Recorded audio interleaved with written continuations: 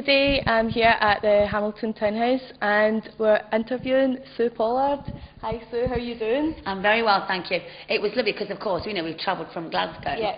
and it's marvellous.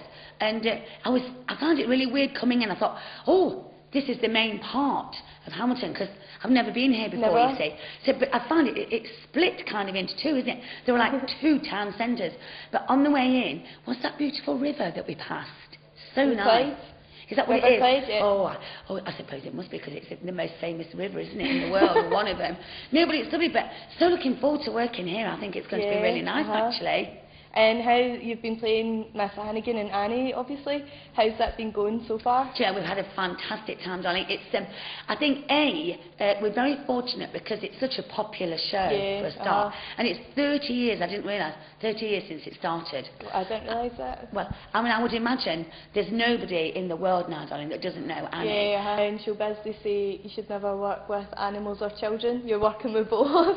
How's that been for you? Well, apart from me wanting to go, you know, sometimes, it's very nice to be working with all you orphans, but not really, you know. But, you know, most of them have been really sweet, because I think what we do, we send somebody out from the company, and a few months before we actually get to each place. So we're very fortunate that we actually use local orphans, as we call them, from from the relevant stage schools. They have to be as good as they can be, darling, because of course it's an integral part of the show. They're very important, and we're lucky that they've been well drilled. They're very disciplined, the chaperones and their stage leaders. They really, you know, drill it into them, and it's been marvellous. I mean, and they're so excited because they love being in Annie for a start, but also some of them it's their first go and they go, oh, I can't wait, I'm nervous. But then after about the second performance, you know, you could see they're settled in. So it's all great. Actually, they're very, very nice children we've had. And playing Miss Hannigan, what's it like? She's like a massive role to take on. Well, it's marvellous. I mean, for a start, she's, I mean, a lot of people say, oh, she's such a villaness. I mean, I liken her, if you like, to the wicked queen in Snow White. Without a tiara. I mean, I play her. She's terrible. She's obviously absolutely addicted to Jack Daniels. Anyway, and she's got them, she secretes these bottles all around the orphanage. You know, and you can see there's a bottle here that she's finished off, and then she suddenly panics and goes, where's the drink, where's the drink? And then she finds it in one of the drawers.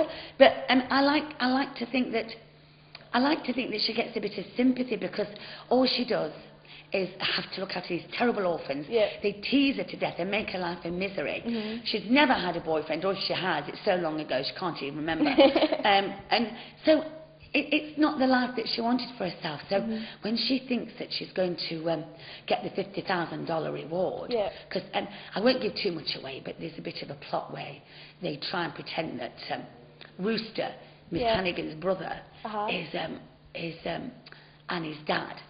Anyway, they get rumbled. Anyway, she gets so upset that she finally gets carried off in a straitjacket, so she does go mad. So you can see Miss Hannigan's decline throughout the show. But it's a fabulous part. They're all fabulous. All the Annies are good. I mean, every single person in that show is, in my view, very dedicated. They're committed to giving people, as I said before, a really good time and value for money, and their voices are fabulous. And I have to point out, because a lot of people, bless, because of all this miming that recently goes on, there's not one mimed voice and not one pre-recorded band. It's absolutely live. So everyone can rest assured when they come that what they see is what they get. L-I-V-E.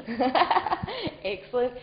You're a fantastic singer, Sue, and we were saying that in the lift on the way up. A lot of people are like, wow, we didn't realise you're such a good singer. Well, it's very kind of you to say. I think I really started off as a singer primarily, mostly for a start in the usual school choir thing, and then I kind of I progressed on to like club singing when I was about 15, and I was really fortunate because at that time there were a lot of working men's clubs that employed people like myself, so I got good experience from that. And then of course I got my big break in a sitcom, so I guess people were used to seeing you in a comedic role as opposed to, but it's lovely to be able to be in something like this where you get the chance to do a bit of acting and a bit of singing. So with a bit of luck, I'd like to combine the two till I'm 90. Now, why did I say 90?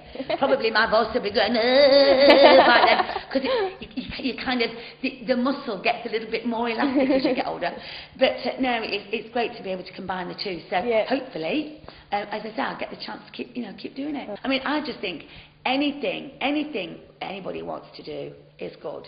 You know, whatever way they want to make their money, as long as they don't harm anybody. Yeah. Do you know what I mean? So, I mean, look at poor Miss Hannigan. I mean, she's not harming anybody. You know, she just has a terrible life in that orphanage, and just because she likes to drink, poor woman, I feel sorry for her.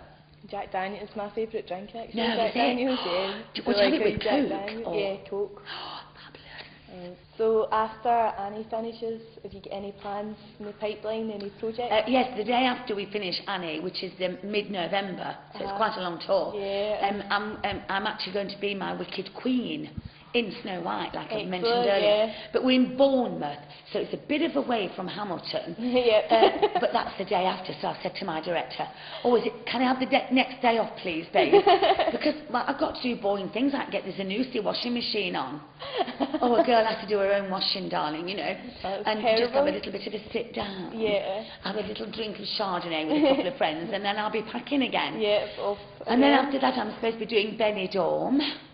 Oh, wow. The sitcom. That is brilliant. Yeah. I really like that. It's great fun, isn't it? So, yes, I'm planning a couple of other things that I can't really talk about at the moment. But one of them will probably involve going to New Zealand. So, fabulous. Excellent. Brilliant. Gorgeous. Good Can't stuff. wait. Well, you're a busy girl, so... well, the main thing is, darling, I like to keep as busy as I can because, well, a girl's got to earn a living, darling. And not just that. I'm very lucky, babe. Well, same as you. You love your job, don't you? Yep. So I think, whenever I can do it and people want to see you, then fingers crossed, you know, keep going. Keep taking the porridge. Excellent. That's great, Sue. Thanks for that.